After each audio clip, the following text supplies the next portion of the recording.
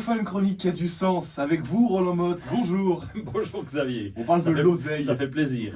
Ouais. C'est vrai.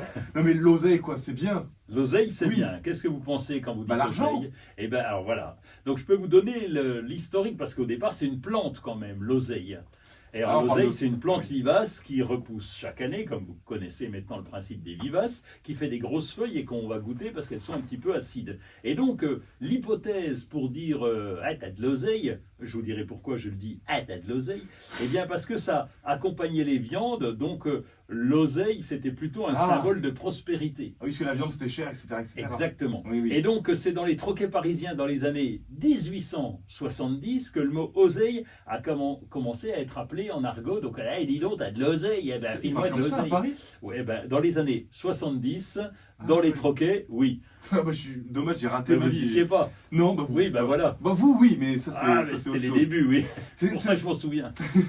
L'oseille, ça pousse bien chez nous. Enfin, c'est...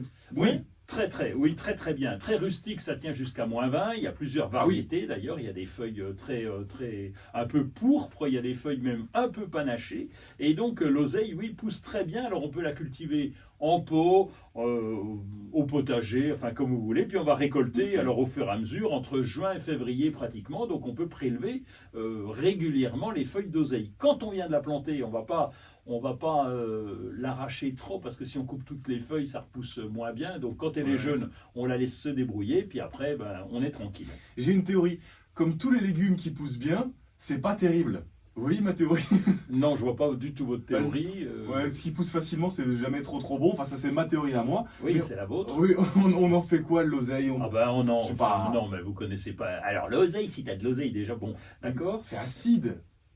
Et oui, c'est acide, mais on le met dans les salades, parce que plutôt que rajouter bêtement du sel, vous mettez de l'oseille, ça donne un meilleur petit goût. On les met dans les omelettes. La soupe d'oseille, vous connaissez pas, c'est excellent. Et donc, c'est en fait ce petit goût acidulé qui fait qu'on la met à peu près dans tous les plats et toutes les salades, quand on en a évidemment. Oui, peut-être que je suis un très mauvais cuisinier finalement. Ça peut venir de Oui, ça, ça- mais ça m'étonnerait. Alors, pour moi aussi, mais bon, je me pose la question quand même.